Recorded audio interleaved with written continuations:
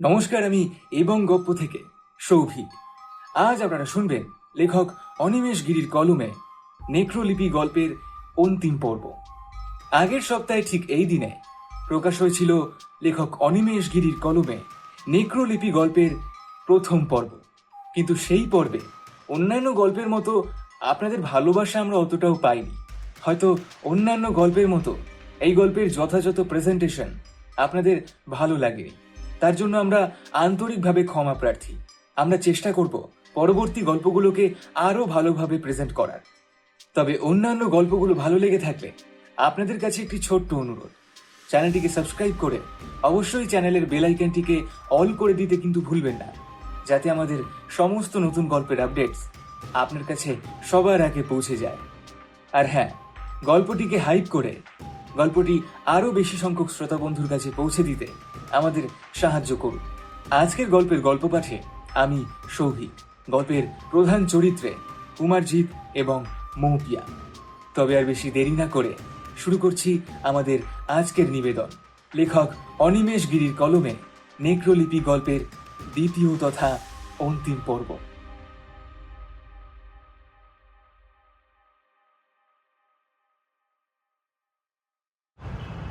তুমি দেখছো যাকে, ভাবছো যাকে, সে আসল মানুষ নয়। সে বেঁচে আছে শহরের এক কোণে, সে মৃত মানুষের। ভিঞ্চিদা সিনেমার গানটা মুখে আওড়াচ্ছে শঙ্কর। আপাতত ডেস্টিনেশন সেই মেয়েটার বাড়ি, যে কিনা কমপ্লেন করতে এসেছিল। মেয়েটার নাম দুর্বা বসু। বারুইপুরে এদিকটা না প্রচন্ড জ্যাম।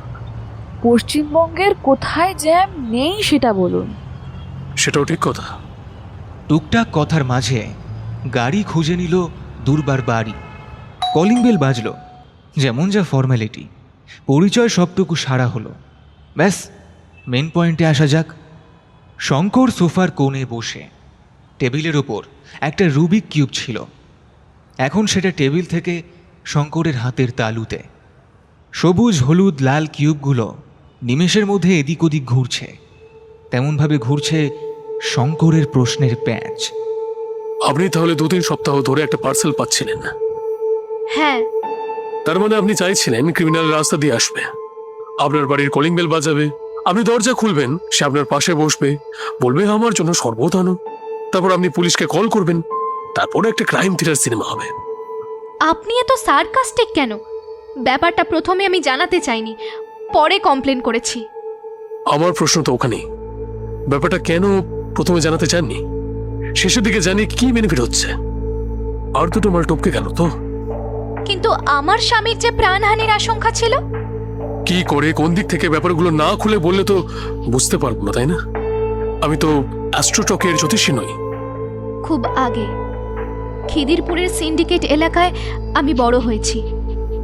যখন কলেজে অনার্স করছি, দুর্বার ঠোঁটের ওঠানামা তৈরি করলো একটা কাহিনীর ইসিজি। সেই কাহিনীর গ্রাফে কখনো শঙ্করের আবেগ উঠছে, কখনো শঙ্করের আবেগ নামছে। এ যেন থার্মোমিটারের পারদ। কলেজ শেষের লাস্ট বেলটা পড়ে গেছে। ফিলোসফি ডিপার্টমেন্টের ঘরটা তখন শূন্য। কোণে কিন্তু একটা মেয়ে বসে আছে, তার চোখের মণিতে কতগুলো অক্ষরের প্রতিফলন। সে এখনো পড়ছে প্লেটোর দ্য সিম্পোসিয়াম। হুশ করে একটা ছেলে বেঞ্চের উল্টো দিকে বসল, এক দৃষ্টে বইটার পেজের দিকে তাকিয়ে আছে। মেয়েটা কিন্তু হুশ করেনি, কখনই উদ্বাস্তু মালটা উড়ে এসে জুড়ে বসেছে। ডিওতিমাস ল্যাডার। আপনি কে? আমারও একই প্রশ্ন, আপনি কে? গলায় আই কার্ড, হাতে বই, টেবিলে ব্যাগ। কি মনে হচ্ছে আমাকে? জঙ্গি? হতেও পারে। কাল দেখছিলাম তো একটা হাসপাতালে একজন ডাক্তার খুব সুন্দর করে একটা হার্ট সার্জারি করেছেন। সার্জারির পর লাঞ্চও করেছেন, তারপর একটা সেমিনারে গোল্ড মেডেল নিয়েছেন। তারপর গাড়িতে বসলেন আর ফিরে আসলেন। তিনি বাড়িতে কম্বল চাপা দিয়ে ঘুমিয়ে পড়েছেন, বুঝলেন? কিন্তু ততক্ষণে সেমিনার হলটার কি হলো জানেন? বোম ফেটে আগুনে পুড়ে ছাই। পরে জানা গেল পাকিস্তান থেকে ট্রেনিং নেওয়া, আর ইনি হলেন হালিম আলীর শিষ্য ওয়াদার মির্জা, সেই হলো বিখ্যাত কার্ডিও সার্জন ডাক্তার। তাহলে আপনি কি ওয়াদারি মির্জা? তাহলে এমার্জেন্সি বেল টিপে পাশের যে জানলাটা আছে ওটা দিয়ে একটা ঝাঁপ মারুন। যেই না বলা, একটা লাফে জানলার কাছে গিয়ে দাঁড়ালো ছেলেটা। জানলার পাল্লা খুলল, হাত দুটো জানলার তাকে বসালো।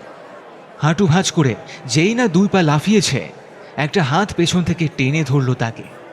আরে করেন করেন কি? আপনি তো ঝাঁপ মারতে বললেন, নিচে পড়তে তো বলেননি। অনেক মাথা খেয়েছেন, এবার আমাকে একটু পড়তে দিন, কালকের সেমেস্টার আছে। কিন্তু দিওতিমা ল্যাডার, আদৌ কি এরকম দর্শন ঠিক? হ্যাঁ, প্লেটোর লেখা এই নারী দার্শনিক, তিনি তো বলেছেন শারীরিক সৌন্দর্য প্রথমে অ্যাট্রাকশন হয়, কিন্তু পরে সেটা সিঁড়ির ধাপ ধরে ধরে একটা চিরন্তন সৌন্দর্যের দিকে চলে যায়। চিরন্তন সৌন্দর্যের দিকে যাওয়াটা অদ্ভুত নয়। সুন্দর দুটো গোল কান, নিচের ঠোঁটটা হালকা গোলাপি, মাথার পেছনের চুল মিঠুনের মতো, জলাইনটা স্পষ্ট বোঝা যাচ্ছে, নাকটা একদম কৃষ্ণের মতো সোজা, আর হাসলে ওই সব মেয়ে যেটা চায়, গালে দুটো টোল পড়ে, আর দুটো টোল মেয়েদের বুকে প্রেমে ঢোল বাজিয়ে দেয়। He will love one beautiful body and beget beautiful ideas. এই তো সঠিক বলেছেন। আপনাকে না কলেজে মনে হয় দেখেছি। কেন, আমি কি কলেজে পড়তে পারি না? আমাকে দেখে কি মনে হয়? না সেটা নয়, কলেজ পলিটিক্সে সারাদিন ঘুরে বেড়ানো হয়, তাহলে সেমেস্টারের পড়া এত সুন্দর করে রেডি হলো কি করে? সুন্দর জিনিস সুন্দর করেই রেডি হয়। যেমন যেমন বলে থেমে গেল অমিতাভ। ও বলতে চাইছিল, যেমন সুন্দর করে রেডি হয়েছে দুর্বা ঘাসটা কত ছোট, কত নরম আর সবুজ যে সব ঠাকুর এটাকে চায়, তেমনভাবে অনেক পুরুষ দুর্বার মতো মেয়েকেই চায়। আর চাইবে নাই বা কেন? চোখটা তো পুরো পটল, আর ওই যে মণি দুটো অনেকটা নীল, থুতনির কাছে আবার ছোট তিল আছে। সচরাচর প্লাস্টিক সার্জারি করা নায়িকার ফেস দেখে ব্যাচেলার ছেলে রাতের বিছানায় আরাম পায়, কিন্তু স্বর্গের ওপর থেকে এরকম পরি ঝপ করে নেমে আসবে, সেটা কি কেউ জানতো? কিন্তু ম্যাডাম, আর্থার স্কোফেন হওয়ার কিন্তু সেটা বলছেন না। ও, আপনি the world as well and রিপ্রেজেন্টেশনের কথা বলছেন? একদম তাই। এমনকি ফ্রেডরিক, সে নিজে প্লেটোর এই সমস্ত কথা বিশ্বাস করে না। ক্ষমতা, আধিপত্য, যৌনতা এবং প্রজনন, এটাই হচ্ছে অ্যাকচুয়াল প্রেম থেকে গেম। বুঝলেন বলে জানলা থেকে ঝাঁপ মারল ছেলেটা। মেয়েটা ছুটে গেল, জানলার পাল্লা সরিয়ে দেখল ছেলেটা রাস্তা দিয়ে দৌড়ে যাচ্ছে। বিরাট বদমাস, দোতলা থেকে ঝাঁপ মেরে নিচে পড়ার কায়দা সে জানে। কেমন কায়দায় পড়লে হাত আর পাটা ভাঙবে না। ভাঙল না কিছুই, উপরন্তু সম্পর্ক বাড়তে থাকলো। বাড়তে বাড়তে যেটা হয় আর কি, রবীন্দ্র সরোবর পূর্ণিমার দিন একটু সন্ধেবেলা পার্কের আড়ালে দুজনের হার্টবিট বাড়ছে। ঘেমে গেছে দুজনে। ঝিঝি পোকা খুব আস্তে আস্তে আওয়াজ করছে, কারণ ঝিঝি পোকা তাদের হাঁটার আওয়াজ শুনতে পাচ্ছিল। তাই বলছিল, আর দেরি করিস না। আর দেরি হলো না। 4 ঠোঁট এক হয়ে গেল, নিজেরা নিজেদের অনুভব করছে। এমন সময় দুর্বা যখন অমিতাভর হাতে টাচ করল, অমিতাভের হাতটা ভেজা। দুর্বার চোখ পড়ল। হে কি, তোমার হাতে রক্ত কোথা থেকে এলো? ওহো, এটা তো ভালো করে মোছা হয়নি। মোছা হয়নি মানে? আরে শান্টুদা আছে না কক্সবাজারে, ওর একটা দালালের সঙ্গে ঝামেলা চলছিল। বিকেলের দিকে টপকাতে গেছিলাম আর কি। তুমি সিন্ডিকেটের হয়ে কাজ করো? বাপটা তো এইসব করলো। সেমিস্টারের ফিসটা কি এমনি এমনি আসছে? হ্যাঁ। দুর্বা আর কিছু বলছে না। জায়গাটা ছাড়ল সে, হনহন করে এগিয়ে যাচ্ছে মেন গেটের দিকে। তখন তার দু চোখ জলে ভরে গেছে, কিন্তু দাঁতে দাঁত চেপে আছে সে।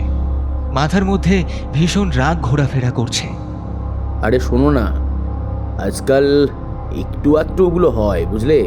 আর এমনি দালালটা ভালো ছিল না, একটা রেপ করেছিল মালটা। প্লিজ হাত ধরে টেনো না, একটু দূরে থাকো। আরে বাবা, আমার কথাটা তো শোনো।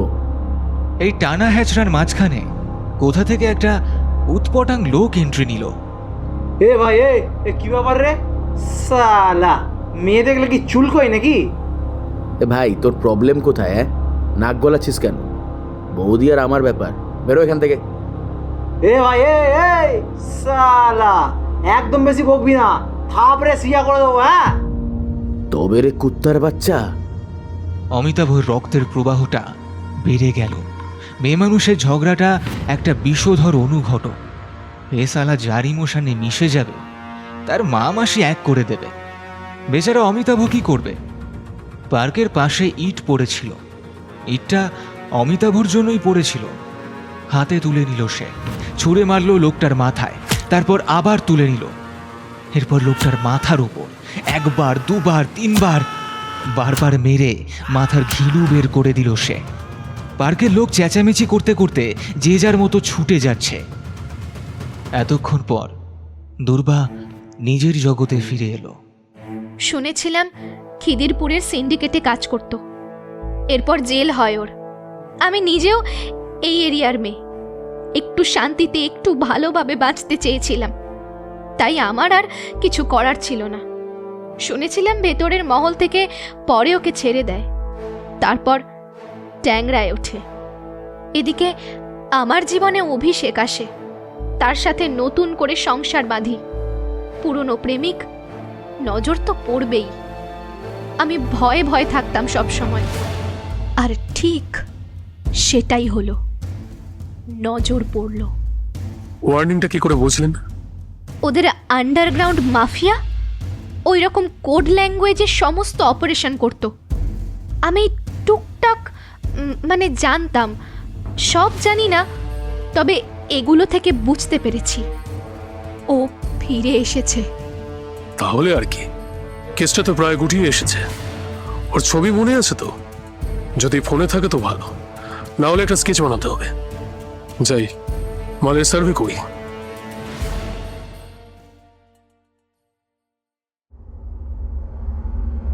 বাক্সটার উপরে কাঠের কাগজটা দেখছো? একদম প্রফেশনাল, লিওনার্দের ভাই। অনেকক্ষণ ধরে এপাশ ওপাশ বাক্সটাকে দেখছিল শঙ্কর। অনেকটা সহজ মনে হচ্ছে এখন। কি সুন্দর করে দুর্বার কাছে সবকিছু জানা হয়ে গেল। এবারে কালপ্রিটকে ধরতে পারলে কেল্লা ফতে, তারপর স্বীকারোক্তির একটা ফর্ম্যালিটি মাত্র, এবং সবশেষে ম্যাজিস্ট্রেট কোর্ট। হ্যাঁ, দেখতে তো সেই লোগোগুলোর মতো।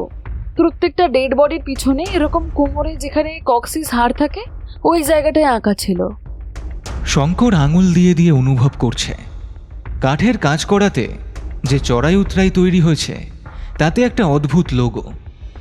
এই যে লোগোর সাপটা, এটা একটা ভাইফার স্নেক।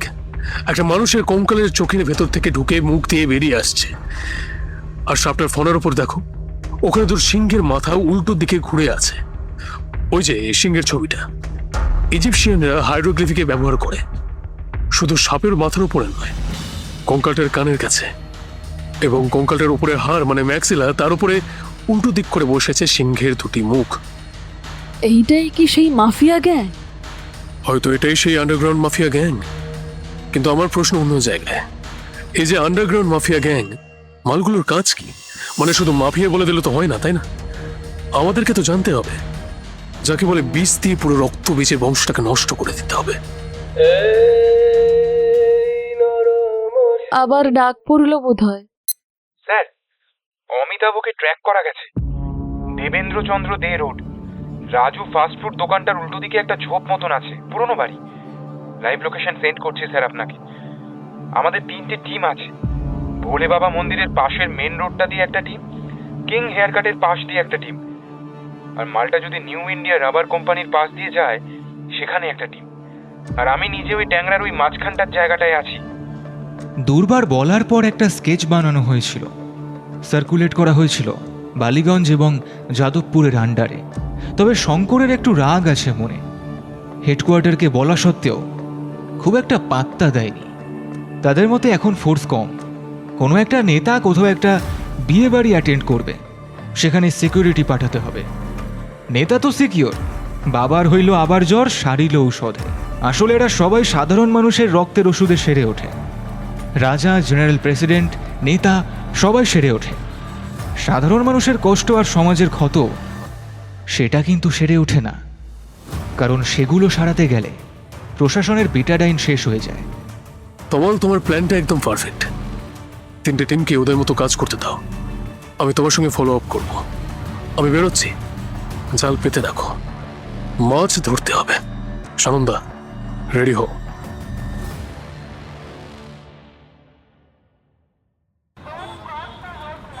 বিকেল আর সন্ধ্যের মাঝে একটা মারামারি হচ্ছে।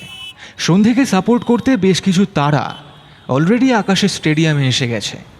বেচারা বিকেল শুধু সূর্যকে নিয়ে লড়াই করছে, কিন্তু শঙ্কর বিকেলকে সাপোর্ট করবে, কারণ বিকেলের দিনের আলোটা স্পষ্ট। সন্ধে যদি হয়ে যায় তবে মজা হতো তখন যদি দ্বারকা থেকে কৃষ্ণ একবার আসতো। সুদর্শন চক্রটা সূর্যকে হালকা করে ঢেকে দিলে কিছুক্ষণের জন্য সন্ধে জিতে যেত। জয়দ্রথের মতো অমিতাভ দাঁত চেপে হাসত, গুটিয়ে যাওয়া কেন্নর মতো অমিতাভ নিজেকে শেয়াল মনে করে লেজ নাড়াত। কিন্তু একটু পরেই অমিতাভের ওপর ঝাঁপিয়ে পড়ত শঙ্করের থাবা। যাই হোক, সে আলাদা ব্যাপার। হ্যাঁ, তো মালটা কোথায়? স্যার ওখানেই আছে। রাস্তাটা ক্রস করে সামনে একটা ফুল বাগান পড়ল। ওটা পেরোতে ময়লা ফেলার একটা ডাম্পিং প্লেস, তারপর ঝোপ বুঝে কোফ ফেলতে হবে। এগিয়ে এসে আস্তে করে পিঠে বন্দুকটা ঠেকালো, কিন্তু বন্দুক ঠেকানোর সঙ্গে সঙ্গে ঠকে গেল শঙ্কর। মানে কাঠের পুতুলের মতো থুতনি নিচু করে নিচে পড়ে গেল অমিতাভর বডিটা। স্যার এটা তো মোমের মূর্তি। এ কি শার্লক হোমসের গল্পের পাতা থেকে উঠে এসেছে? তোর ভাড়া ভাট বকো না তো, শালা পিছন মেরে চলে গেল রে। জাস্ট মিনিট, এটা কি? পাতাবাহারের টুকরো পাতার মাঝে সরু কিছু একটা উকি দিচ্ছে, একগোছা লাল জিনিস হাতে তুলে নিল শঙ্কর। কল গার্ল বা ক্লাউন, ওদের ওই চুলগুলোর মতো না? হ্যাঁ স্যার, স্যার ওটা দেখুন, কি? ব্রা রাখার প্যাকেট। হ্যাঁ তাই তো, ওই একই রকম স্টিকার বসানো দেখতে পাচ্ছি। তোমার আশেপাশে কোনো চুল কাটার দোকান আছে? কেন স্যার? আরে বাল বলো না। হ্যাঁ, কিং হেয়ার কাট আছে, কিন্তু কিন্তু কি? ভোলে বাবা মন্দির মেন হাই রোড আর রাবার দোকানটার পাশে টিম আছে, কিন্তু হাই রোড থেকে বেঁকে উল্টো দিকের চুলের দোকানটা শালা এমন করে পালালো কি করে? আমার বুলেটে ওঠো, তোমার ওই ভোলে বাবা পার করবে। আমরা যদি টিকটিকি হইও তাহলে বাজ বাকি। শালা বাপের বাপ। বুলেট ছুটিয়ে দেবেন্দ্রচন্দ্র রোডটা দিয়ে ছুটছে। রাজু ফাস্টফুড দোকানের কাছে ক্রস করলো ডান দিকে। একটু এগিয়ে যেতে কিং হেয়ার কাট। বুলেট থেকে নেমে ছুট দিল শঙ্কর। দরজা টেনে খুলতেই এক অবাস্তব কাণ্ড। চেয়ারে একটা লোক বসে, তার পা দুটো তাকের ওপর তোলা, মুখের ওপর কাপড় দিয়ে ঢাকা। আয়নাগুলোর সামনে যে তাক, সেখানে কয়েকটা ব্রা পড়ে আছে, মেয়েদের মাথার টিপ, সিটি গোল্ডের গয়না, একটা পিং পং বল। শঙ্করের বুঝতে বাকি থাকলো না চারিদিকে চুল পড়ে মেঝেতে। আমাদের আসার আগে কাজ ছালটে গেছে। মিস্টার বৃহন্লাল এসেছে, মাথায় লাল চুল, কপালে বেগুনি টিপ, এইখানে দাড়িগোপ সব কেটেছে। কিন্তু ওই মালটাকে কাপড় সরাতেই একটু ফিনকি দেওয়া রক্ত শঙ্করের ঠোঁটে এসে লাগলো। সম্ভবত এই লোকটাই চুল কাটছিল, তার মুখ চাপা দেওয়ার জন্য এই ব্যবস্থা। তখনও চোখের মণি দুটো হালকা নড়ছে আর পায়ের বুড়ো আঙুল দুটো কাঁপছে। একটু পরেই যে পৃথিবী থেকে চলে যাবে, শঙ্কর তাকেও ইন্টারোগেশন করতে ছাড়বে না। বউকে যেমন ঘাড়ে হাত দিয়ে ধরা হয়, শঙ্কর লোকটার ঘাড়ে হাত দিয়ে ধরল। রুমাল দিয়ে কাটা জায়গায় রক্তটা চাপল, ঠোঁটে ঠোঁট লাগিয়ে মুখে একটু বাতাস দিল। কোন দিকে গেছে? কোন দিক দিয়ে? কিছু বলার আগেই লোকটা হাতে একটা লিপস্টিক তুলে নিল, নিজের রিফ্লেক্সে ছুঁড়ে দিল ডাস্টবিনের কাছে।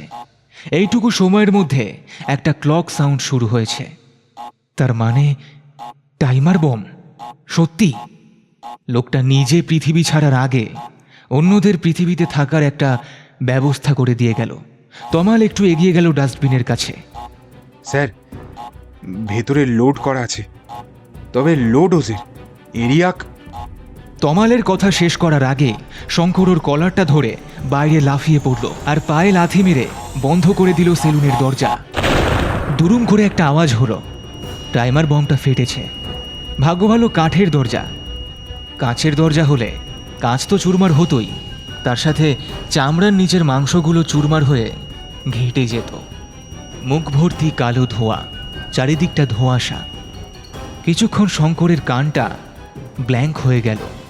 সেই ধোঁয়ার মধ্যে কিছু একটা তার চোখকে আবারও ব্যস্ত করে তুলল। তমাল, পেছনের ঘরটার ছাদে চলো। শোনো, এটা টপকালে রিজওয়ান ফটোগ্রাফি পড়বে, তারপর আবার পার্ক রোড। যদি পার্ক রোড থেকে গাড়ি ধরো তাহলে আবার আজম পলিমারের পাশ দিয়ে দেবেনচন্দ্র রোডে উঠবে। সেখান থেকে বাম বা ডানে পালাবে, না হলে পার্ক রোড দিয়ে সোজা দিন মোদিবালা বিল্ডিং এর পাশ দিয়ে ছুটে পালাবে। তোমার টিমকে দুটো স্পটেই দাঁড়াতে বলো। বিন মোদিবালা বিল্ডিং আর আজাদ পলিমার। এই তো, গুড বয়। উঠে দাঁড়ালো শঙ্কর। প্ল্যান চেট করে শঙ্করের মধ্যে শিবের ভূত ইনস্টল হলো। সামনে একটা পুরো বাড়ি, ওটার পাশ দিয়ে ছুটছে শঙ্কর। ফুসফুসটা বারবার খেপে যাচ্ছে। অনেকদিন লম্বা দৌড় শঙ্কর দেয়নি। শালা ছুটতে ছুটতে হোসেন বোর্ড হয়ে যাব। সামনের বছর অলিম্পিকে নাম লেখাচ্ছি স্যার। তুমি বাম দিকে যাও, আমি ডান দিকের গলিটা দিয়ে ঢুকছি। একটা লাগাতার দৌড়। অনেকক্ষণ ধরে পিছু করা হলো। এবারে একটা কলোনিতে এসে পড়ল সে। এটা সম্ভবত চামড়া ব্যবসার কলোনি। ব্যাডমিন্টন খেলার একটা মাঠ, কিন্তু সেখানে মেলা আছে গরুর চামড়া। রোদে পড়ে শুকোচ্ছে। তার বাম দিকে পুরনো পাটকল, এখন কেলিয়ে ভূত হয়ে আছে। আর হবে নাই বা কেন? পলিথিনের যা অরা। सारे धागा की इंडस्ट्री एक तरफ और एक पॉलीथीन एक तरफ। স্যার, আপনি প্রেশারের ওষুধ খান। বিয়ে হয়েছিল, কিন্তু বউ বেশি দিন বাঁচেনি। কিন্তু আমার প্রেশার সুগার দুটোই আছে। ওই দেখো মালটা পাটকলে গিয়ে ঢুকলো। Alpha, beta, gamma, centre location, পাটকল, round over, wait for action, ready, cover up. Tamal, তুই আমাকে আবার কি অ্যালজেব্রা শেখাবি? আলফা ঠিক ছিল, আবার বিটা গামা। কথাটা বলে শঙ্কর চুপ করে গেল। একটু সময়ের জন্য সব যেন স্ট্যাচু। কানের পাশে মাছিটা উড়ছে, সেটা নিয়েও শঙ্করের নার্ভ সতর্ক। দু তিনটে ধুলোর কণা চোখে লাগবে। মাথাটা নামিয়ে নিল সে। পাটকলের একটা মেশিন, মাকড়সার জাল, তাতে টুরু লাভ করছে। পেছনে লুকিয়ে আছে বৃহন্নলা, মানে অমিতাভ। শঙ্করের 6টা কেন 12টা ইন্দ্রিয় সজাগ, রেডি, স্টেডি, এবং তারপরই এই শালা কুত্তা একটা ভোল্ট দিল। শঙ্কর এসে পড়ল অমিতাভর সামনে। ততক্ষণে অমিতাভর পকেটে থাকা আর্মস শঙ্করের হাতে বাজেয়াপ্ত। শঙ্কর ওর পা দুটোর ওপর চেপে বসে আছে। বল বল, কি করবি? অমিতাভ একটা অদ্ভুত হাসি হাসল। দাঁতগুলো কি বিশ্রী হলুদ, প্রচণ্ড বিমল খায়। এ ডায়লগটা বলবি না? শঙ্কর সান্যাল, WBPSC টপার, অনুরাধার জানু। বল বল বল শুনি। বারে বারে ঘুঘু তুমি খেয়ে যেও ধান, এবার আমি বধিব যে। তবে রে শালা। এক লাফে কিংকং সিনেমার কিংকংয়ের মতো মুখের দুটো পাটিকে ফাঁক করে অমিতাভর জিভটা টেনে বের করলো শঙ্কর। তারপর জিভ ধরে টানতে টানতে সজোরে ঠুকিয়ে দিল মেশিনের গায়ে।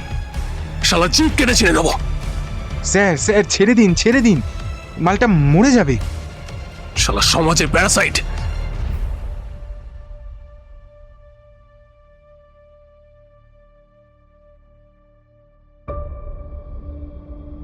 বুঝলে সানন্দা, তোমরা ওকে একটু হ্যান্ডেল করো। কিছু খাবার বা কিছু জল কিচ্ছু দেবে না। শালা আমার মেটাবলিজম যেভাবে বাড়িয়ে দিয়েছিল, ওকে চেস করতে করতে মনে হলো আমি অক্ষয় কুমার হয়ে গেছি। আমার একটা কাজ আছে, আমি না আসা পর্যন্ত অন্ধ কুয়োতে যেমন ব্যাংক ফেলে রাখা হয়, মালটাকে ফেলে রাখবে। শঙ্করের নিজের একটা কাজ পড়ে আছে। ওই যে বলেছিলাম, ক্যালকাটা ইউনিভার্সিটির লেক্সিকোগ্রাফি ডিপার্টমেন্টের কোনো বিশেষ মাথার সঙ্গে যোগাযোগ করার চেষ্টা করছিল সে। কিভাবে যোগাযোগ করার চেষ্টা করছিল? পরপর 3টে যে ডেড বডি পাওয়া গেছিল সেগুলোর শরীরের কিছু কাগজ পাওয়া যায়। ওই কাগজে বিশেষ প্যাটার্ন খুঁজে পায় সে। তারপর এরকম একটা কনক্লুশনে আসে। তবে সানন্দা বলেছিল র্যান্ডম কিছু হতে পারে, মানে ক্রিমিনাল নিজে র্যান্ডম যে কোনো কাগজ চিটিয়ে দিয়েছে। তবুও ক্রস চেক করে দেখাটা শঙ্করের জিনগত দোষ, ঠিক যেমন ওর মা ক্রস চেক করত। যাই হোক, অনুরাধার গল্প তো বললাম, শঙ্করের মায়ের গল্প না হয় অন্য একদিন বলবো। শঙ্কর এখন যাচ্ছে প্রেসিডেন্সির 85 ব্যাচে সুধাংশু শেখর বর্মনের কাছে। গোল্ড মেডেলিস্ট, ভাষাবিদ, লেক্সিকোগ্রাফিস্ট এবং বাগবাজারের বাটার কাছে থাকে। স্যার, একটা অ্যাপয়েন্টমেন্ট করেছিলাম। কে বলুন তো আপনি? একটা কেসের সিলসিলাতে। আর বলতে দিল না শঙ্করকে। সুধাংশুর মুখের কথা সাপের ফনার মতো ছোবল মারল এবার। কেসের সিলসিলা? আচ্ছা, কেন বলুন তো, কেন লেগ পুলিং কেন করছেন? অতীতের কালো সময়ের মধ্যে ঘুরতে ভালো লাগে? বর্তমানটা কি দোষ করলো? ইচ্ছে করে না সলভ করা রেপ কেসগুলোর সমাধান করুন না, জাস্টিস দিন। নিজেকে মস্ত বড় গোয়েন্দা প্রমাণ করতে মাটি খুঁড়তে শুরু করেছেন। ব্রেন থাকলেই কি সব কিছু? স্যার, কোঅপারেট আপনাকে একটু করতে হবে, না হলে চলবে কি করে বলুন? শহরে 3-3টে লাশ পড়েছে। লাশ? বরফের মানুষ ওগুলো, 10 বছর আগে মারা গিয়েছিল।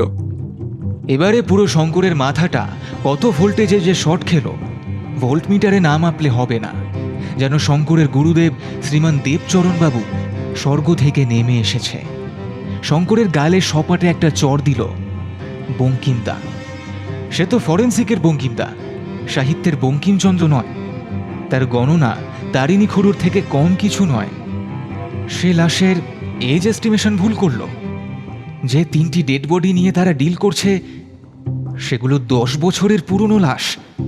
ধরুন মশাই, আপনি একজন বড়সড় লেক্সিকোগ্রাফিস্ট, আপনাকে আমি রেসপেক্ট করি। দয়া করে সেই রেসপেক্টটাকে রেস্ট ইন পিস করে দেবেন না স্যার। আপনি কি করে শিওর?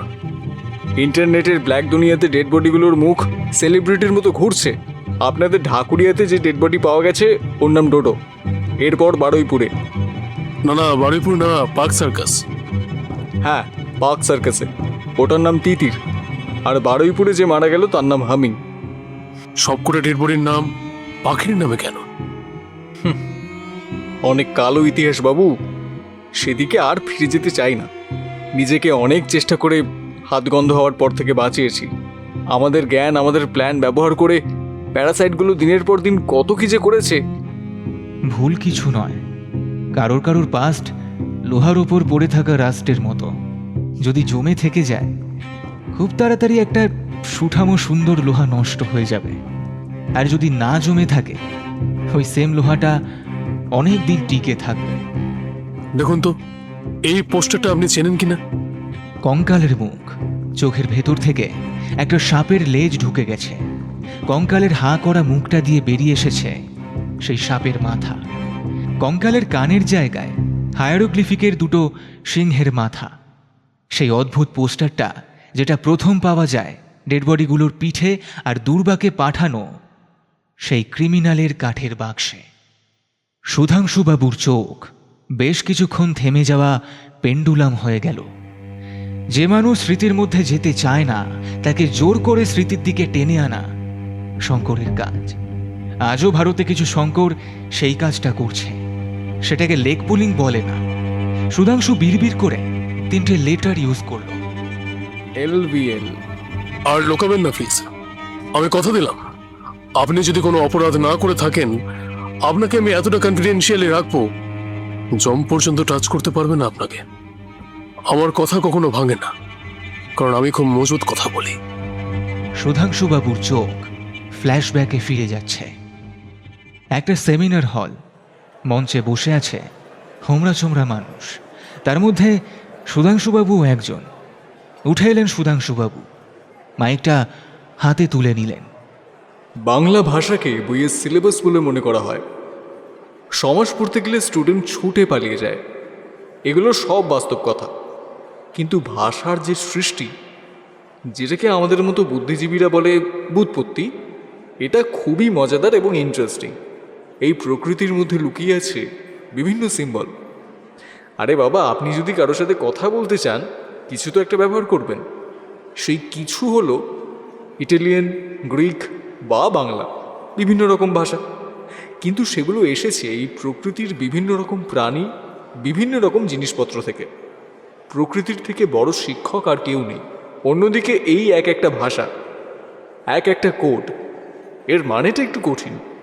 আপনি যদি প্রত্যেকটা অ্যালফাবেটকে একটি নির্দিষ্ট প্যাটার্নে বসান, তাহলে কিন্তু একটা ওয়েভের ফর্মুলা তৈরি হবে। আর জানেন কি, এই ওয়েভ দিয়ে পৃথিবীর বাইরে, এমনকি মহাকাশের বাইরে অন্য কোনো স্যাটেলাইটের সঙ্গে যোগাযোগ করতে পারেন। দর্শক মহল কোলাহলে ফেটে পড়ছে। প্রশ্ন শুধু প্রশ্ন, যার যেমন মাথার ক্যাপাসিটি তার তেমন প্রশ্ন। একটু ধৈর্য ধরুন, এখন আসছে রজতাভ মজুমদার, আমার বন্ধু, আমার কলিগ।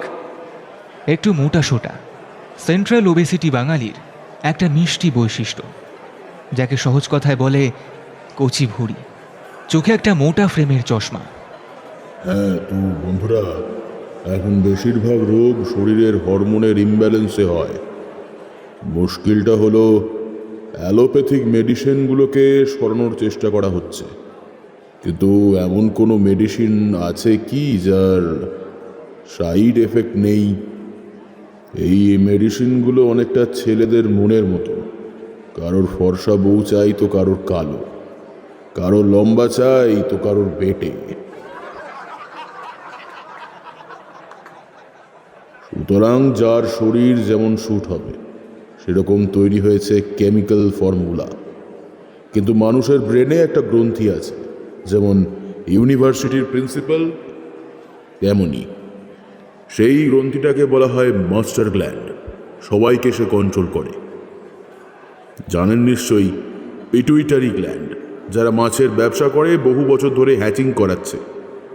মাছের মাথা থেকে ওই গ্রন্থিটা কেটে নিয়ে, আমি হঠাৎ পিটুইটারির কথা বলছি কেন? ও আমার রিসার্চ পেপারের মূল বিষয়বস্তু, বুঝলেন?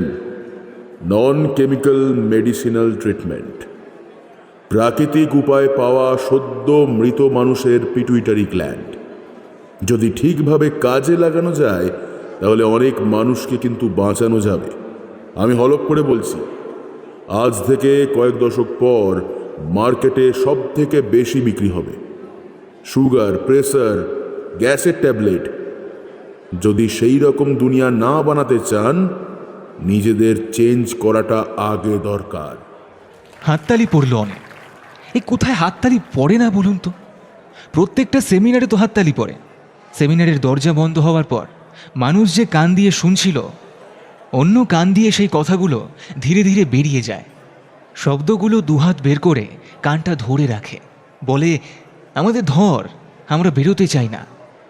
মানুষ তো বুঝতেই পারছেন, সুধাংশুবাবুর মাথার মধ্যে খুব আস্তে আস্তে আলাদা কিছু একটা ভেসে উঠছে। কালো করে একটা লোক, গায়ে চিকচিক কাটা জামা, গলা পর্যন্ত বোতাম দিয়ে বাঁধা, লুজ করে ছাড়া, টাইট করেনি, নিচে ঢোলা ঢোলা প্যান্ট, মাথায় চুল খুব কম, বাকি শরীরে কোনো আংটি তাবিজ কিছু নেই, পায়ে সাধারণ চপ্পল। বয়স আন্দাজ ওই 50 বা 60-এর মধ্যে খেলাখেলি করছে। চামড়ার ভাঁজটার জন্য আন্দাজ করা মুশকিল।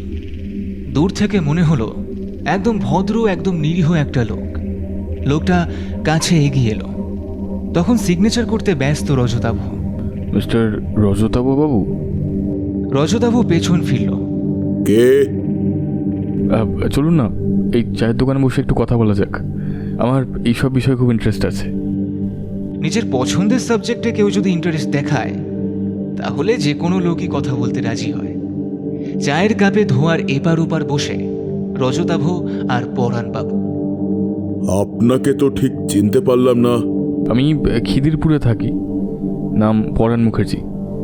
আপনার পরিচয় তো আমি চিনি। হঠাৎ কি ব্যাপার? হঠাৎ নয় মশাই, টেলিপ্যাথি। খিদিরপুরের অনেক পেশেন্ট অ্যালোপ্যাথিক ড্রাগে খুব সাইড এফেক্ট দেখা দিচ্ছে। তাদের ওপর আপনার এই হরমোন থেরাপিটা কিন্তু দরকার। তাই আমি সিধে পয়েন্টে আপনার সাথে কথা বলতে এলাম। আপনি কি সিন্ডিকেট এরিয়ার কথা বলছেন? হ্যাঁ, একদমই তাই। আগে ওই এলাকার জল ঠিক করুন, তাই তো এত কমপ্লিকেশন। কমপ্লিকেশন তখনও শুরু হয়নি, হলো আরো পরে। বুঝলে শঙ্কর, রজতাবু আর ওর লেজ ধরে আমাকে পরাণবাবু নিজের দলে টানলেন। আমাদের উদ্দেশ্য ছিল খিদিরপুরের ওই জায়গাটায় হরমোন থেরাপির কাজ শুরু করা, কিন্তু কাজ কোথায়? আমাদের ছেলে মেয়েদের জীবন নিয়ে টানাটানি শুরু হলো। দিনের পর দিন পরাণবাবুর থ্রেট। আমাদের দিয়ে মানুষের পিটুইটারি গ্ল্যান্ডের ট্রাফিকিং করাতে চান, যেখানে সেখানে নয়। খিদিরপুর থেকে মাল চলে যাবে হলদিয়া, সেখান থেকে জাহাজ মাধ্যমে সিডনি, আমেরিকা, আরও বিভিন্ন জায়গা। একটা মস্ত বড় প্ল্যান হলো, গড়ে উঠল বিরাট বড় অর্গান ট্রাফিকিংয়ের আন্ডারগ্রাউন্ড।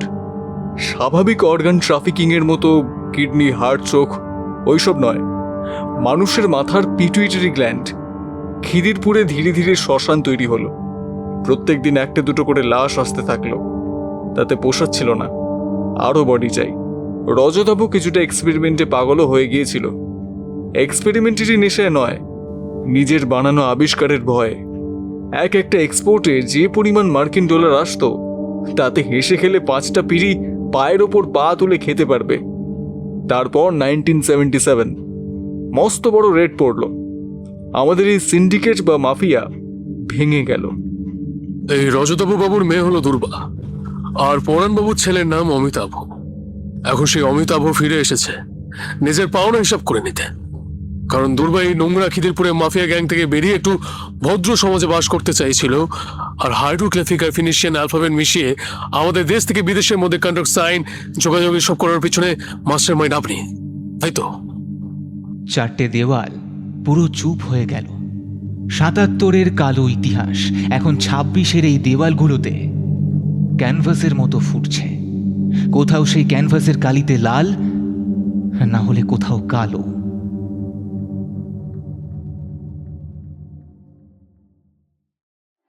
বদ্ধ একটা ঘর, একটা ক্যামেরা, চুপ করে বসে। শঙ্কর নিজে চুপ করে বসে, সামনে বসে আছে অমিতাভ। লাশগুলো নিয়ে খেলার কি মানে? সরাসরি দুর্বাকে কিডন্যাপ করলেই হতো। এই কুচি কুচি মেয়েগুলোকে টর্চার করার কি মানে? সরাসরি ওইটা করলেই তো হতো। শঙ্কর বেল্ট খুলে নিল, উদুম করে বসিয়ে দিল পিঠে নয়, অমিতাভর ফর্সা লাল টকটকে মুখটার ওপর। তার মানে তুই একটা সাইকো রেসিডিসিস্ট। দুর্বার প্রতি তোর যে দুর্বলতা, সেটা মদের নেশার মতো। পেটে পড়লে নেশা হয়, পেটে না পড়লে নেশা নয়। ওর একটু ভয় হওয়া দরকার। কেন, আমার ঠোঁটটা কি এতটা বাজে? দিনের পর দিন আমার সাথে মিশে ভিক্টোরিয়া, ঠাকুরিয়া, প্রিন্সেপ ঘাট, কালীঘাট সব গেছে, কোথায় নিয়ে যায়নি? আইসক্রিম, চকলেট, তারপর বনগাঁতে নৌকোর ওপর একসাথে ঘোরা। আমার শরীরটা কি এতটাই বর্বর নাকি? শরীর নয়, মন বর্বর। মন? কি বললি? কেন কেন আমার সাথে বিছানায় শোয়ার বেলায় মনে ছিল না? দিনের পর দিন আমার সাথে মিশে আমার ভেতরে অনেক রঙিন স্বপ্ন দেখিয়েছে। অন্যের সঙ্গে, অন্যের ঘরে, অন্যের খাটে, অন্যের শরীরের ওপর লুটোপুটি করে। আমার ঘৃণা হয় না? জেলের ভেতর আমার ঘৃণা হয়নি? আমি সহ্য করতে পারি না। মাঝে মাঝে আমার ভেতর অনেকগুলো কালো কালো গর্ত খুলে যায়। একটা গর্ত থেকে কেউ বেরিয়ে এসে বলে, যা, এক্ষুনি যা। হাতের কাছে যে ছুরিটা রয়েছে চালিয়ে দে গলার নলি বরাবর। আবার অন্য একটা গর্ত থেকে কেউ বেরিয়ে এসে বলে, এক্ষুনি যা, একটা থান ইট তুলে নিয়ে থেতলে মেরে দে। আবার আবার অন্য একটা গর্ত থেকে কেউ বেরিয়ে এসে বলে, এই পৃথিবীটা তোর নয়, কেন দেরি করছিস? গোটা শরীরের চামড়ার উপর কাটাকুটি খেলবি না? খাঁড়ার একটা কোপে টুকরো টুকরো করে দে। শঙ্কর উঠে এসে দুটো গালে সাপাট সাপাট করে বারবার থাপ্পড় মারছে, তারপর আবার তার জিভটা টেনে ধরল। তোর এই শরীরের ভেতর মনের ভেতর বিষ থাকার জন্য দুর্বা তোকে পছন্দ করেনি, এতটা ঘৃণা করেছিল। বেঈমান শালা। ঠিক হয়েছে, ঠিক করেছে, অন্য পুরুষের সঙ্গে গেছে। তোর মতন পুরুষের পুরুষত্ব নিয়ে আমার জন্য ডাউট আছে। তুই কি মানুষ নাকি সিরিয়াল কিলার? অমিতাভ দাঁত বের করে হো হো করে হেসে উঠল।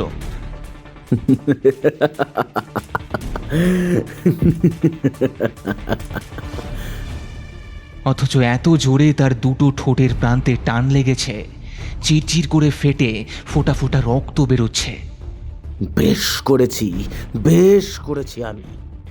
অভিষেককে আগে কুপিয়ে মারতাম, তারপর দুর্বার পেটের বাচ্চাটাকেও। আর বলতে দিল না শঙ্কর। 5টা আঙুলের মুঠো সজোরে বসে গেল অমিতাভর চোখে। শঙ্কর একটু ব্রুটাল, না সরি, প্রচুর ব্রুটাল। নিয়মের গণ্ডি ক্রস করার জন্য বারবার ওকে থানার এরিয়া ক্রস করতে হয়েছে। কতবার যে ট্রান্সফার আর সাসপেন্ড সার্টিফিকেট এসেছে, ওর তাকটা তাতে ভর্তি হয়ে গেছে। কিন্তু ওই যে একটা কথা, যতই যা করে নাও, 22শে শ্রাবণের প্রবীরকে যেমন দরকার, এই ইউনিভার্সে শঙ্করকে সেরকমই দরকার। এই কে আছো? নিয়ে যাও মালটাকে, লকআপে 3rd ডিগ্রি দাও। কনফেস তো হয়ে গেল, তবুও শঙ্কর ছাড়বে না। যেমন শঙ্কর প্রায় মরতে যাওয়া ট্যাংরার সেই চুল কাটার লোকটাকে ছাড়েনি, তার কাছ থেকে খবর বের করে এনেছিল, এখন প্রায় মরতে যাওয়া অমিতাভকে একদম ফ্রেমের ছবি বানিয়ে দেবে, তারপর ম্যাজিস্ট্রেট কোর্টে তুলবে।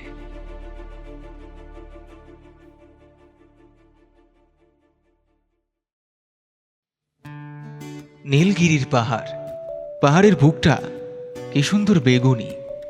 সুন্দর জিনিসটা আলাদা রকম, মানে কেমন বলুন তো, ওই আলুর পরোটা খেয়েছেন তো, তার সাথে একটু কিষান টমেটোর সস, বা ধরুন অরুণদার দোকানে ঘুগনি মুড়ি খাচ্ছেন, তার সাথে একটু গরম চপের দরকার। আগেই বলেছি, নীলগিরির বুকে এই যে নীলাকুরিঞ্জি ফুল এত সুন্দরভাবে ছেয়ে আছে, সেই পাহাড়ের উপত্যকায় শুয়ে আছে শঙ্কর। তার বুকের উপর মাথা পেতে শুয়ে আছে অনুরাধার মাথার সবকটা চুল শঙ্করের বুকে ভরে গেছে। ঠিক যেমন কেবলমাত্র নীলাকুরিঞ্জি, যে ফুলের অধিকার আছে নীলগিরি পাহাড়ের বুকটাতে নিজের মতো করে বাঁচার, যেমন অনুরাধা নিজের মতো করে শঙ্করের বুকে বাঁচতে চেয়েছিল। কিন্তু হঠাৎ করে এ কি, পাহাড়টা যেন ধস নিচ্ছে মনে হচ্ছে, আকাশটা যেন কালো হয়ে যাচ্ছে, ফেটে যাচ্ছে সমস্ত কিছু, ওপর থেকে পড়ছে বাজ, মহাপ্রলয়, সামনে থেকে বিশাল বড় ঢেউ এসে আঘাত করবে। ফোনের রিংটোনটা বেজে উঠল। এখন রিংটোনটা চেঞ্জ করে দিয়েছে শঙ্কর। কদিন বারবার সেই একই স্বপ্ন দেখছে সে, তাই অনুরাধা আর তার প্রিয় গানটা এখন আর শঙ্করের রিংটোনে নেই। এমনকি কলার টিউন থেকেও সরিয়ে দিয়েছে। কে যেন বলেছিল, স্মৃতি তুই বড়ই বেদনাময়। স্যার, যাদবপুরের জেলে অমিতাভকে রেখেছিলাম, সবই ঠিকঠাক চলছিল, কিন্তু কি মাল পালিয়ে গেছে? তাহলে তো বেশি অবাক হতাম না স্যার। অমিতাভ সুসাইড করেছে স্যার। অমিতাভ মারা গেছে, হিসেবগুলো আবারও প্রথম থেকে গুলিয়ে গেল। কি অসহ্যকর ক্যালকুলেশন! এর থেকে ইন্টিগ্রেশন অনেক সোজা ছিল। সালা এরকমটাই হয়, ক্রস চেক করা ভুল হয়েছে। ভুল ভুল ভুল ভুল, শঙ্কর কোথাও একটা ভুল করেছে। অপেক্ষা করলে হবে না, নিজের বুলেট গাড়ির ওপর চেপে বসলো শঙ্কর। ধোয়া উড়িয়ে এগিয়ে চলল যাদবপুরের দিকে। খুব হালকা হলুদ বাল্বটা টিমটিম করে জ্বলছে। সেলের মধ্যে তখন তমাল আর শঙ্কর দাঁড়িয়ে। এখনো ঘটনাটা ডিপার্টমেন্টেরও কাউকে জানতে দেয়নি শঙ্কর। আজ সকালে অফিসিয়াল হোয়াটসঅ্যাপ গ্রুপে শঙ্কর মেসেজ করেছে, বিশেষ কারণের জন্য আন্ডারগ্রাউন্ড হেফাজতে আনা হলো অমিতাভকে। আমার আরো কিছু জানকারি বাকি আছে। মিডিয়া যদি একবার জানতে পারে, শকুনের মতো ছিঁড়ে খাবে শঙ্করকে। পাহাড়ের উপরে গিয়ে শকুনকে নিজের মাংস দিয়ে আসবে, কিন্তু মিডিয়ার কাছে নিজেকে দেবে না শঙ্কর। পিঠের দিকে শুয়ে পড়ে আছে অমিতাভর বডিটা। গোটা বডি ভালো মতো একবার দেখল, তারপর পায়ের কাছে এসে মোবাইলের ফ্ল্যাশটা জ্বালল। একটা ছোট্ট ক্ষত, একদম পয়েন্টেড। তাহলে কি আনাফাইল্যাকটিক শক, তারপর টক্সিসিটি। নাক দিয়ে সেলের মেঝেটা, পার্টিকুলারলি ডান পাটা যেখানে আছে, একবার গন্ধ শুকল সে। তাই কি? হয় অ্যানাফাইল্যাকটিক টক্সিন, এটা সুইসাইড নয়, মার্ডার। যদি সুইসাইড হতো ছোট নিডলটা পাওয়া যেত। ভেতরের এই দিকটা সিসিটিভিও নেই। শঙ্কর কতবার জানিয়েছে, তবুও সিসিটিভি বসানো হয়নি। এত রাগ ধরছে না, হাতটা নিয়ে বারবার কিল মারছে জেলের দরজায়। উফ, ব্লাডি হেল, ধুশালা।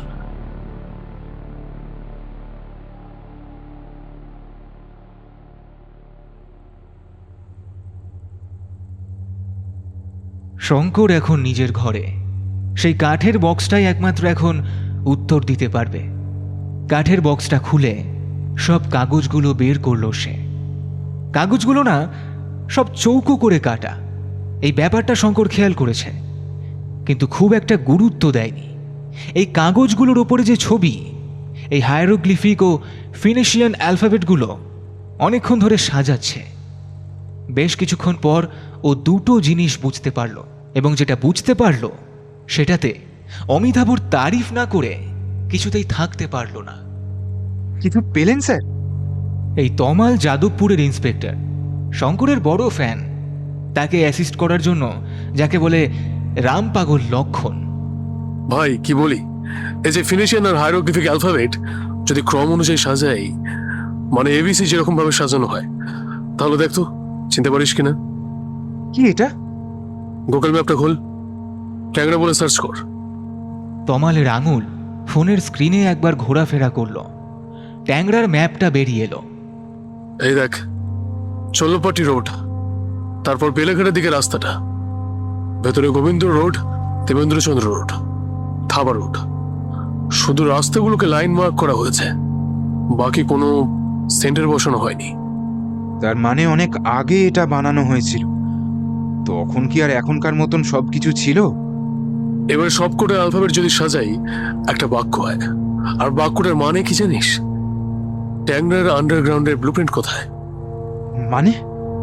আমাকে সুধাংশু বাবুকে ফোন করতে হবে। শঙ্কর সুধাংশু বাবুকে ফোন করলো। হ্যালো, হ্যাঁ ওসি শঙ্কর স্পিকিং।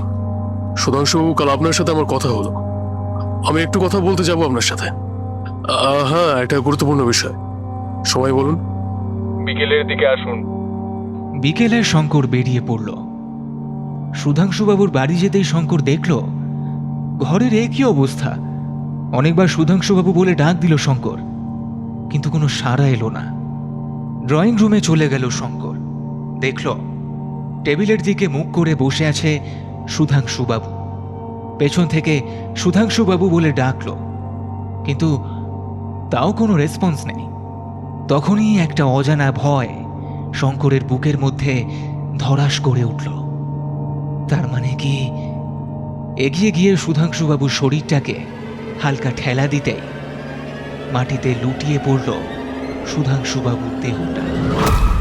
ডেথ আবার? তার মানে Amitabh? Shankar whole body check করল, আবারও সেই অ্যানাফিল্যাকটিক শক।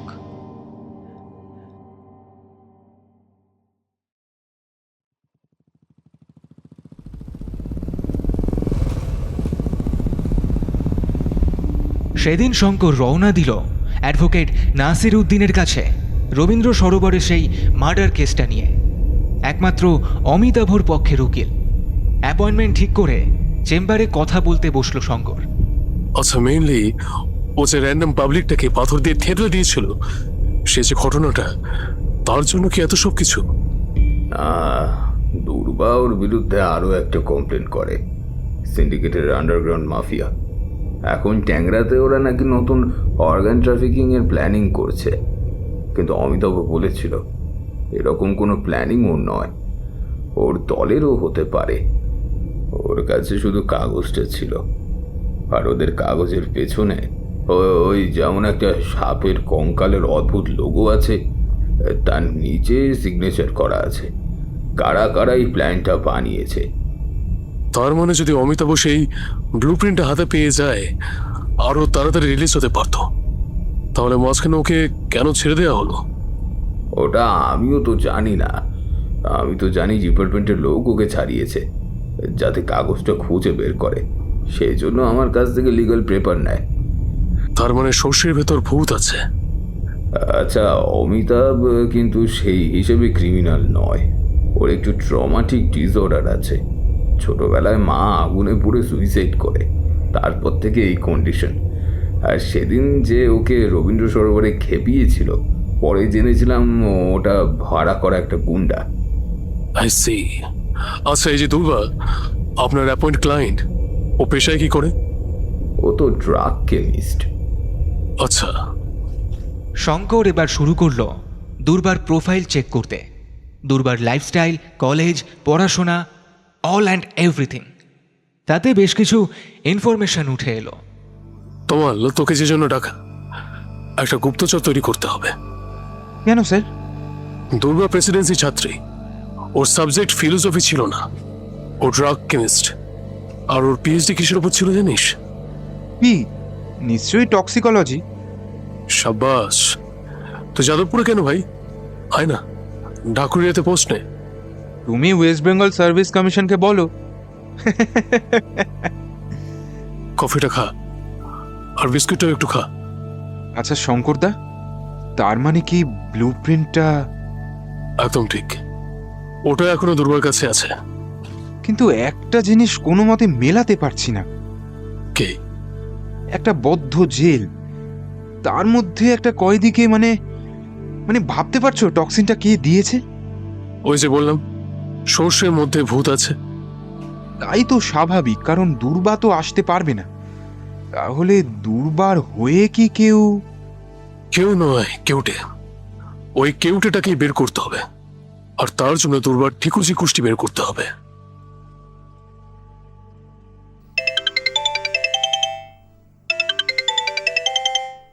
শঙ্কর, তাড়াতাড়ি আয় বাবা। বঙ্কিমদা কল করেছে।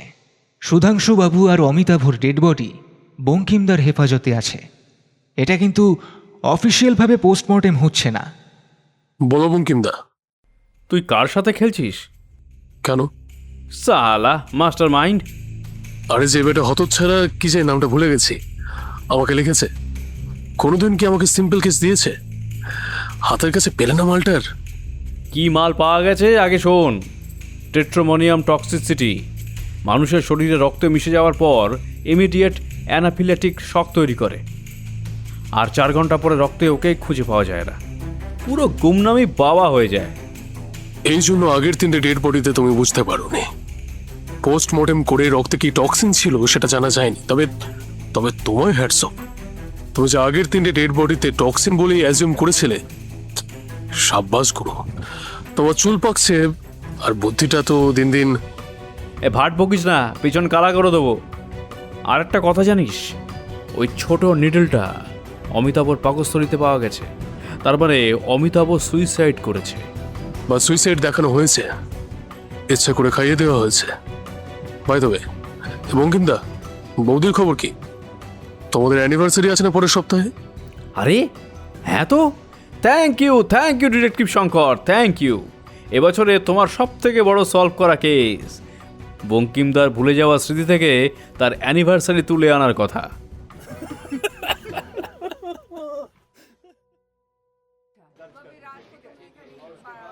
থানার অফিস। সানন্দা চা খাচ্ছে। শঙ্কর কিছু ফাইল ঘাটছিল। শঙ্করদা, কি করছো? ওই দুর্বাঘাসের মধ্যে ধুলো খুঁজছি। ভালো। হঠাৎ শঙ্করের কানের কাছে ব্ল্যাঙ্ক হয়ে গেল সব কিছু। একটা আওয়াজ হচ্ছে, শ শ করে। মাথাটা কেমন ঝিমঝিম করছে, চোখ দুটো বন্ধ হয়ে আসছে। হাত থেকে চায়ের কাপটা পড়ে গেল। চোখের সামনে সবকিছু কেমন রঙিন, যেন অনেকগুলো প্রজাপতি ডানা মেলে উঠছে। সুতো কাটা ঘুড়ির মতো মসৃণভাবে শঙ্কর চেয়ার থেকে পড়ে গেল। এই ধর ধর ধর ধর ধর ধর ধর ধর। স্যার, দিতিপ্রিয়াকে দেখাতো, ওখানেই নিয়ে চল। দিতিপ্রিয়া শঙ্করের মেন্টাল কন্ডিশনের ডক্টর। শঙ্করের কন্ডিশন একটু ভালো হয়েছে, একটা মেডিসিন নিয়েছিল। সম্ভবত অনুপরমাণুগুলো এখনো রক্তে খেলছে, তাই শঙ্করের মুখটা বেশ ফ্রেশ লাগছে। ব্রহ্মা বিষ্ণু মহেশ্বর, এই শিশুর লোকটা মানে শঙ্কর কখনো রেস্ট নেয়? তাহলে সৃষ্টি সামলাবে কে? গোটা কলকাতা তোমার মাথার উপর বসে আছে, এখনো তো সেই রিপিটেড স্বপ্ন দেখো। কি করবো বলো? তুমি মেয়ে খুঁজে দাও, তাহলে তুমি বিয়ে করবে আমাকে? বউ ছাড়া জানো তো কেমন লাগে। তোমার থেকে আমি 5 বছরের বড়। আমার অভিজ্ঞতা কিন্তু বড়, আমি তোমার মন পড়ে নিতে পারবো। ও, ডাক্তারটা তুমি? তোমার প্যারাসোমনিয়া আছে, কেন যে সেডেটিভ নাও না? চ্যাটজিপিটি বলছিল ওগুলো নিলে নাকি সাইড এফেক্ট হয়। নিলে যা হয়, না নিলে তার থেকে বেশি হয়। দিন দিন শরীরটা ডিটোরিয়েট করছে, নিজের দিকে খেয়াল রাখো। আর হ্যাঁ, হ্যাপি ভ্যালেন্টাইন্স ডে। চুমু খাবে না? অনুরাধা কষ্ট পাবে।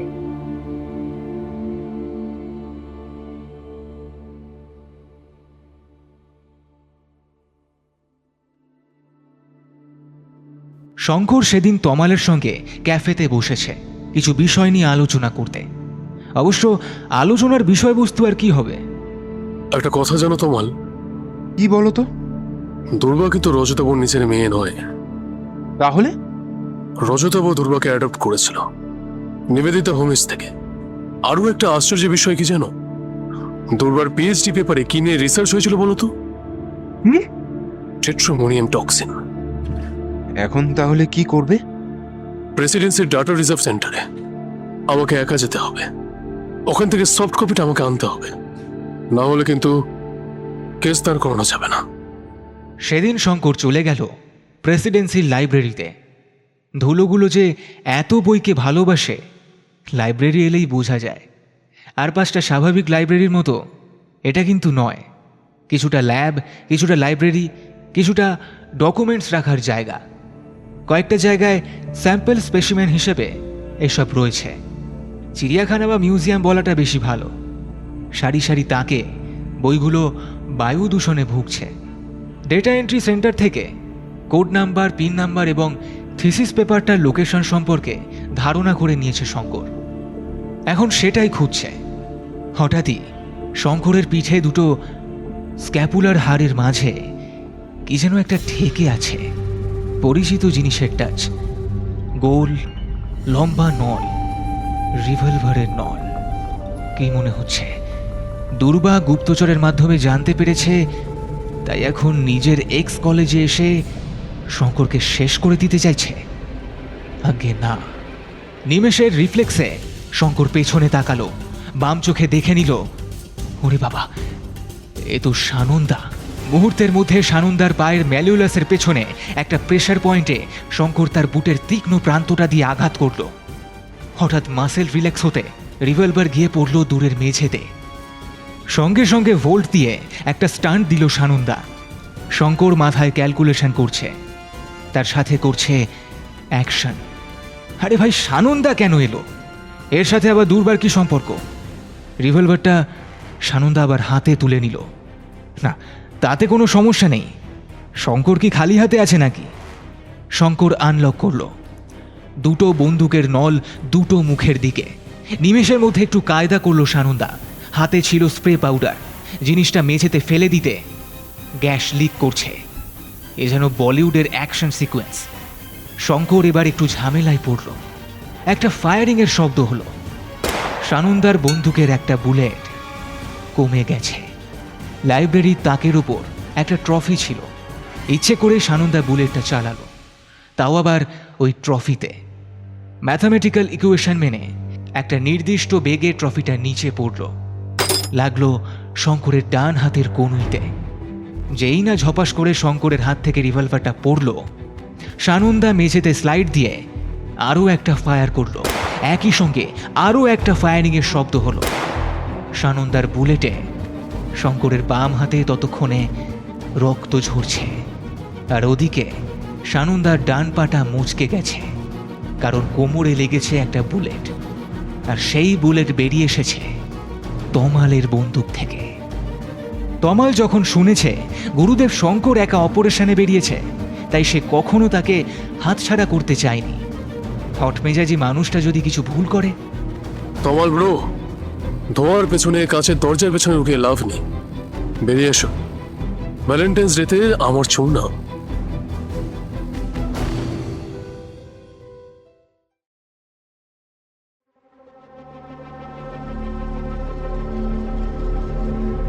লাইব্রেরির একটা চেয়ারে শক্ত করে বাঁধা হলো সানন্দাকে। সরকার কি টাকা দেয় না এদের? কাদের? কলেজকে। কেন বলো তো? চেয়ারটা তো মনে হচ্ছে সিরাজউদ্দৌলার। কেমন নড়বড় করছে দেখো। একটা কৃমিকে বাঁধবো, সে আমার হবে না। অনেক গল্প, প্রায় সবকিছুই আমার কাছে পরিষ্কার। শুধু এইটুকুই বলো, তুমি বাবা সানন্দা দুর্বার সাথে রিলেশনটা কি? দুর্বা আমার বোন। নিবেদিতা অরফানে ছিল? হ্যাঁ ছিল। কিন্তু তোমার মা একটা বাচ্চাকে অনাথ আশ্রমে কেন দিল? তাহলে আজকে এত দূর জল করাতো না। আমি খোঁজ নিয়েছি, ডেলিভারির পরেই বাচ্চাটা অনাথ আশ্রমে বড় হয়েছে। তাহলে খিদিরপুরের সিন্ডিকেট, ট্যাংরা আন্ডারগ্রাউন্ড কোনো কিছুর সঙ্গে তাকে ফাইট করতে হতো না। আরে বাবা, মানুষ তো নিজে থেকে ক্রিমিনাল হয় না, তাকে বাধ্য করা হয়। দেওয়ালে পিঠ থেকে গেলে তখন আর কিছু করার থাকে না। মা যখন সেকেন্ডবার প্রেগনেন্ট, তখন বাবার প্যারানয়েড ডিসঅর্ডারটা খুব বেড়েছে। কথায় কথায় মাকে সন্দেহ, মায়ের উপর অ্যাবিউজ, ফোর্সফুল রেপ। মা ভয় বলতে পারেনি, পেটে সন্তান এসেছে। নিজের বাচ্চাকে নিজেই সন্দেহ করবে বাবা। বাবা উন্মাদ, পাগল হয়ে গিয়েছিল। আর ডাক্তারের কথা বললে বাড়ির জিনিসপত্র ভাঙচুর করতো, নিজের হাত কাটতো। উফ, অসহ্যকর। মা আবার আর এক, বাবার কষ্ট দেখতে পারতো না। শালা জানোয়ার স্বামী, তোমাদের নিয়ে তো বেরিয়ে যেতে পারতো। আপনি পুরুষ, মেয়েদের প্রেম সম্পর্কে বুঝবেন কি? আর বেরিয়ে গেলেই তো হলো না, তাই না? বাসমতি চাল না হোক, ন্যূনতম কোনো একটা চাল তো জোটাতেই হতো। দুর্বা বড় হলো, গোপনে গোপনে আমি খোঁজ নিলাম। ওর জীবনে কত কিছু ঘটে গেল, কত আপস অ্যান্ড ডাউনস। সমস্যা শুরু হলো অমিতাভ আর ওর সম্পর্কে। অমিতাভ হুট মেজাজি, বিপ্লব করে, পকেটে রিভলভার, বুক পকেটে ছোঁড়া, সারাদিন সিন্ডিকেটের মন্ত্র উচ্চারণ করে, মাফিয়া গ্যাং ছাড়া কিচ্ছু বোঝে না। ওদিকে কাকতালীয় ভাবে রজতাভ স্যার অ্যাডপ্ট করলো আমার বোনকে। রজতাভকে জোর করে টেনে নিয়ে যাওয়া হলো আন্ডারগ্রাউন্ড মাফিয়াতে। অমিতাভ আর দুর্বার বিয়েটা প্রায় পাকাপাকি হয়ে যাচ্ছিল, কিন্তু তাতে দুর্বার কোনো ইচ্ছে ছিল না। বাকিটা আপনারা জানেন। না জানি না, এখনো ট্যাংরাতে আন্ডারগ্রাউন্ডে অনেকগুলো লাশ বরফের ঘরে আছে। যে সমস্ত লাশের মস্তিষ্কের মধ্যে একটা আদর্শ পিটুইটারি গ্রন্থি রয়েছে। সেই পিটুইটারি গ্রন্থি যেমনভাবে আন্ডারগ্রাউন্ডে সাজানো, তার একটা ব্লু প্রিন্ট দুর্বার কাছে আছে। প্রশ্ন হলো, কলকাতা কোর্টে সেই ব্লু প্রিন্ট যদি সাবমিট করা যায়, তাহলে অমিতাভর যাবজ্জীবন কারাদণ্ড আর হতো না। কিন্তু আমাকে উত্তর দাও, মানছি অমিতাভ পাগল, মানছি ও খুব রাগী, কিন্তু দুর্বার কি সত্যি কোনো ক্ষতি করলো? অভিষেকের গায়ে এক ফোঁটা আঁচড় কি দিয়েছে এখনো? তার কারণ অভিষেক। মানে? অভিষেকের ল্যারন সিনড্রোম আছে, খুব ভয়ঙ্কর একটা কনজেন্টিক্যাল ডিসঅর্ডার। এই রোগটা কেবলমাত্র পিটুইটারি হরমোন থেরাপিতেই সারবে। আর পিটুইটারি হরমোন একমাত্র পিটুইটারি গ্রন্থি থেকেই পাবো। তার জন্য বহু বছর আগে ফেলে আসা ট্যাংরার সেই ডার্ক ইতিহাসে ঢুকতে বাধ্য হতে হলো। জ্যান্ত মানুষকে মারা তো পসিবল নয়। আপাতত রজতাভ স্যারের আবিষ্কার করা পদ্ধতিতে ট্যাংরার আন্ডারগ্রাউন্ডে যেভাবে প্রিজার্ভ করা রয়েছে হিউম্যান স্পেসিমেন, সেখান থেকে পিটুইটারি হরমোন খুব দরকার। ধর্মসংকট, চরম ধর্মসংকট।